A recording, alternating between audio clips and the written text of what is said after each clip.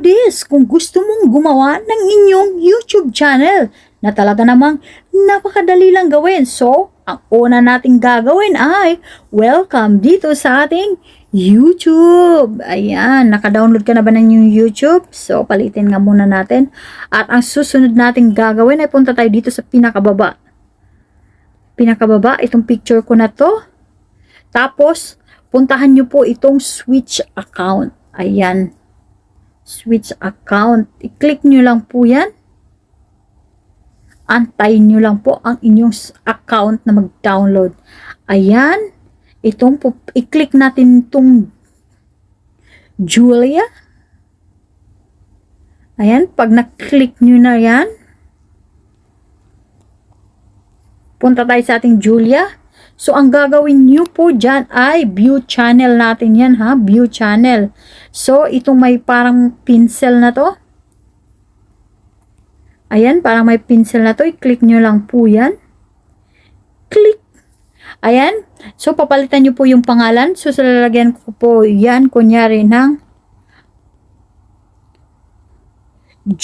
Julia. Hindi. Jules channel. Done. Tapos save. Pwede kayong maggawa ng handle by all itong travel kung anong vlog yung ginagawa mo. Kunyari gagawin natin itong tutorial.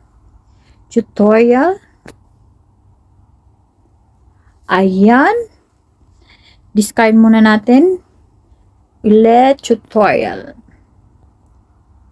Tutorials. And then save sa pinakataas. Ayun yung save. Ayan. Pagkatapos nyan, ayan na po. Ready na po ang inyong YouTube channel. Kung gusto nyo pong palitan ng pictures, ayan, pwede nyo yung palitan.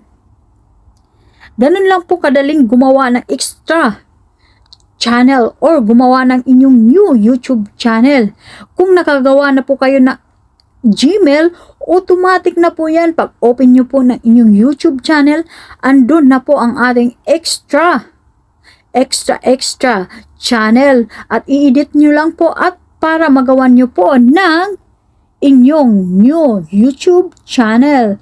At lalagyan nyo ng pictures at pwede na kayong mag-upload ng inyong mga videos.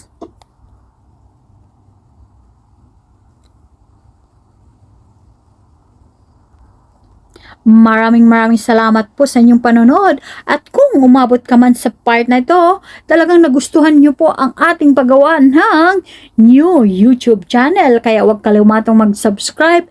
Bell all naman po dyan. Baka naman. Thank you very much. Bye-bye. See you around.